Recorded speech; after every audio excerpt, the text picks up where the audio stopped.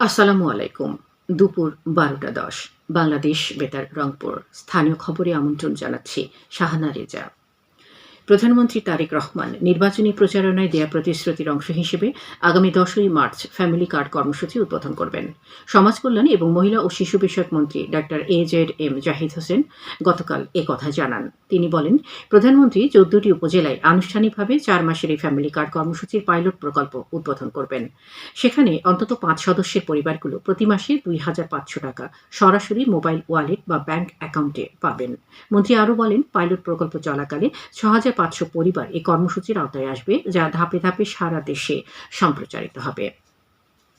জনপ্রশাসন প্রতিমন্ত্রী আব্দুল বারী বলেছেন, দেশে আইনের শাসন প্রতিষ্ঠা ও সাধারণ মানুষের জীবনযাত্রার মান উন্নয়নে সরকার নিরলসভাবে কাজ করে যাচ্ছে।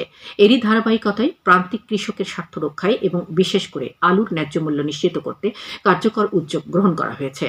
গতকাল জয়পুরহাটের কালাই উপজেলা মডেল মসজিদ মিলনায়তনে উপজেলা বিএনপির নেতাকর্মীদের সাথে সৌজন্য সাক্ষাৎ শেষে তিনি সাংবাদিকদের এসব কথা বলেন।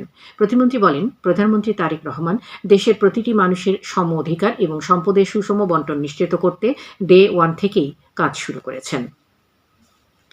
রমজান মাস উপলক্ষে সারা দেশের মতো রংপুর নগরীর ১৫টি স্থানে ট্রাকের মাধ্যমে ভর্তুকি মূল্যে টিসিবির নিত্য প্রয়োজনীয় পণ্য বিক্রি অব্যাহত রয়েছে। আজ নগরীর মেডিকেল পূর্ব গেট পাকার মাথা, ২৪ হাজারি ফকিরপাড়া জামে মসজিদ, প্রেস ক্লাব, আনসারি মোড় বিএম কলেজ, লালকুঠির মোড়, ডিসি অফিস, রংপুর আবহাওয়া অফিস, জেলা স্কুল, শালবন পৌরভূমি অফিস, গ্রামতিয়া হাই স্কুল, মডার্ন মোড় মডেল স্কুল, পূর্ব ঘাগরপাড়া আল আকসা মসজিদ, জেলা পরিষদ, খাসবাগ মিল্ক ভিটা, রবার্টসনগঞ্জ জামে মসজিদ সংলগ্ন এলাকায় ট্রাক সেলের মাধ্যমে পণ্য বিক্রি করা হচ্ছে। এদিকে পবিত্র রমজান মাস উপলক্ষে সারা দেশের ন্যায় কুড়িগ্রাম জেলাতেও জেলা প্রাণী সম্পদ বিভাগের উদ্যোগে সুলভ মূল্যে দুধ ও ডিম বিক্রি করা হচ্ছে।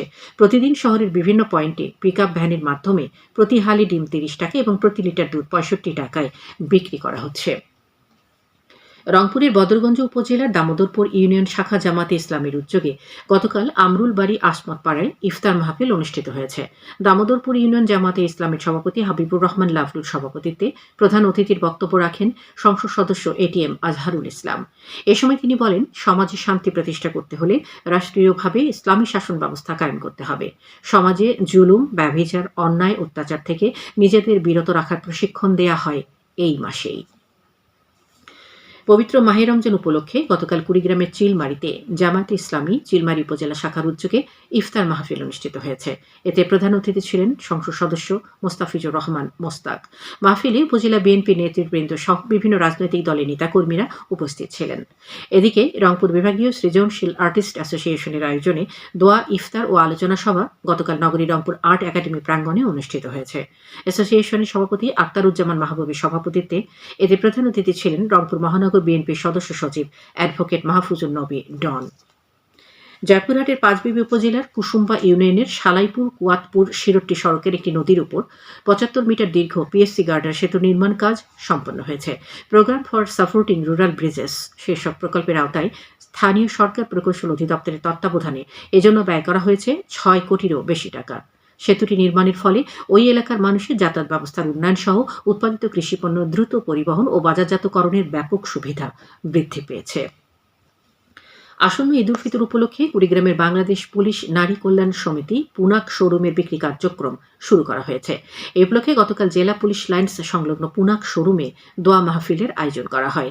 এ সময় অতিরিক্ত পুলিশ সুপার এএসএম মুক্তারুজ্জামান ও মাসুদ রানা সহ অন্যান্য পুলিশ সদস্যবৃন্দ উপস্থিত ছিলেন। গাইবান্ধার গোবিন্দগঞ্জে ২টি প্রাচীন মূর্তিসহ একজনকে আটক করা হয়েছে। বিজিবি জয়পুরহাট ব্যাটালিয়নের সদস্যরা গতরাতে উপজেলার টুলট গ্রামে অভিযান চালিয়ে তাকে আটক করে। কুড়িগ্রামে ফুলবাড়ী উপজেলার সীমান্তবর্তী বালারহাট এলাকা থেকে ২ ভারতীয় ও ১ বাংলাদেশি যুবককে আটক করেছে পুলিশ। পুলিশ জানায়, গতকাল উপজেলার নাওডাঙ্গা ইউনিয়নের পূর্ব ফুলমতি বালারহাট এলাকা থেকে অবৈধ অনুপ্রবেশের অভিযোগে তাদের আটক করা হয়। পরে আটক যুবকদের ফুলবাড়ী থানায় সোপর্দ করা হয়। এবারে জানিয়ে দিচ্ছি সাহরি ও ইফতারের সময়সূচি। রংপুর ইসলামী ফাউন্ডেশনের দেওয়া সময়সূচি অনুযায়ী আজ রংপুরে ইফতার হবে সন্ধ্যে ৬টা ৬ মিনিটে এবং সাহরির শেষ সময় ভোর ৫টা ৮ মিনিট। সবশেষে আবহাওয়া। আজ সন্ধ্যে ৬টা পর্যন্ত পূর্বাভাসে বলা হয়েছে, দেশের অভ্যন্তরীণ নদীবন্দরগুলোর জন্য কোনো সতর্কবাণী নেই এবং কোনো সংকেতও দেখাতে হবে না। খবর শেষ হলো।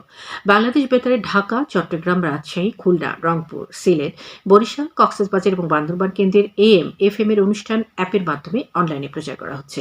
গুগল প্লে স্টোর এবং অ্যাপল স্টোরে অ্যাপটি পাওয়া যাচ্ছে। আমাদের পরবর্তী স্থানীয় খবরও প্রচারিত হবে বেলা 2:05।